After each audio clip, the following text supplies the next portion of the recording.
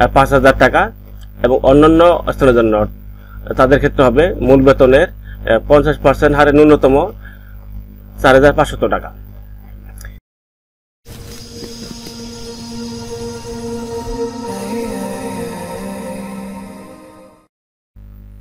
আসসালামু আলাইকুম সম্মানিত ভিউয়ার্স, আশা করি ভালো আছেন, সুস্থ আছেন। আজকে আমি একটি নতুন ভিডিও নিয়ে এসেছি। আজকের ভিডিওতে আমি দেখাবো সরকারি চাকরিজীবীদের বাড়ি ভাড়া, অর্থাৎ কত টাকা মূল বেতন হলে কত টাকা বাড়ি ভাড়া পাওয়া যায় এই বিষয়ে। এখানে 3টি ক্যাটাগরি রয়েছে। এটি হচ্ছে ঢাকা সিটি কর্পোরেশন এলাকা, এটি হচ্ছে চট্টগ্রাম, খুলনা, রাজশাহী, সিলেট, বরিশাল, রংপুর, নারায়ণগঞ্জ ও গাজীপুর সিটি কর্পোরেশন এবং সাভার পৌর এলাকার জন্য, আর এটি হচ্ছে অন্যান্য স্থানের জন্য। তাহলে এখানে আবার চাকরিজীবীদের মধ্যে কয়েকটি ক্যাটাগরি রয়েছে। এটি হচ্ছে বেসামরিক ক্যাটাগরি, এটি হচ্ছে রেলওয়ে, এটি হচ্ছে সিজিডিএফ, এটি হচ্ছে বিজিবি, এটি হচ্ছে জুডিশিয়াল। তা আজকে আমি দেখাবো বেসামরিক কর্মচারী যারা রয়েছে তাদের ক্ষেত্রে যে বাড়ি ভাড়া দেওয়া হয় 3টি ক্যাটাগরিতে, অর্থাৎ ঢাকা সিটি কর্পোরেশন এলাকা এবং অন্যান্য সিটি কর্পোরেশন এলাকা এবং অন্যান্য স্থানের জন্য।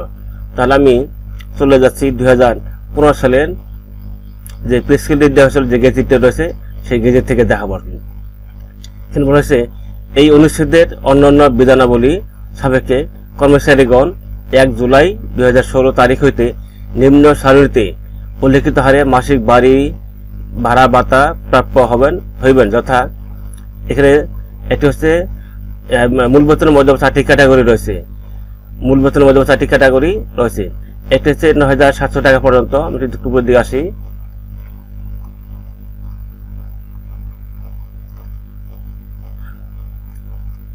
এখানে রয়েছে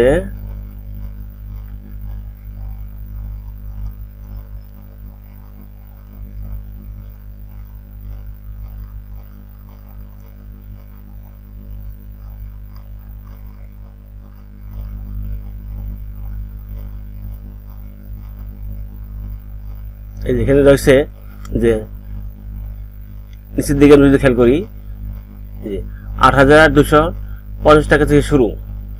সর্বনিম্ন দাবি হচ্ছে 8,250 টাকা এবং সর্বোচ্চ হচ্ছে 78,000 টাকা। এটি হচ্ছে নির্ধারিত। তাহলে আমি এখন যদি আসি, তাহলে এখানে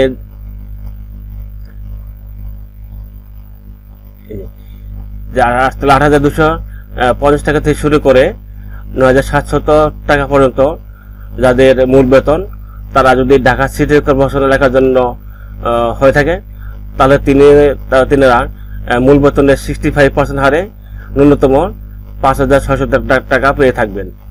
আর অন্যান্য সিটি কর্পোরেশন যারা যেটি রয়েছে চট্টগ্রাম, খুলনা, রাজশাহী, সিলেট, বরিশাল, রংপুর, নারায়ণগঞ্জ, গাজীপুর সিটি কর্পোরেশন এবং সাভার পৌর এলাকার জন্য, সেক্ষেত্রে তাদের বাড়ি ভাড়া হবে মূল বেতনের 55% হারে ন্যূনতম 5,000 টাকা এবং অন্যান্য স্থানের জন্য তাদের ক্ষেত্রে হবে মূল বেতনের 50% হারে ন্যূনতম 4,500 টাকা এবং 9,701 টাকা থেকে শুরু করে 16,000 টাকা পর্যন্ত যাদের মূল বেতন, তাদের ঢাকা সিটি কর্পোরেশন এলাকার জন্য 60% সর্বনিম্ন হচ্ছে 6,400 টাকা এবং অন্যান্য সিটি কর্পোরেশন যে রয়েছে তার ন্যূনতম 50% বেতনের হচ্ছে 50%, তো ন্যূনতম হচ্ছে 5,400 টাকা এবং অন্যান্য স্তরের জন্য মূল বেতনের 45%, তবে ন্যূনতম হচ্ছে 4,800 টাকা।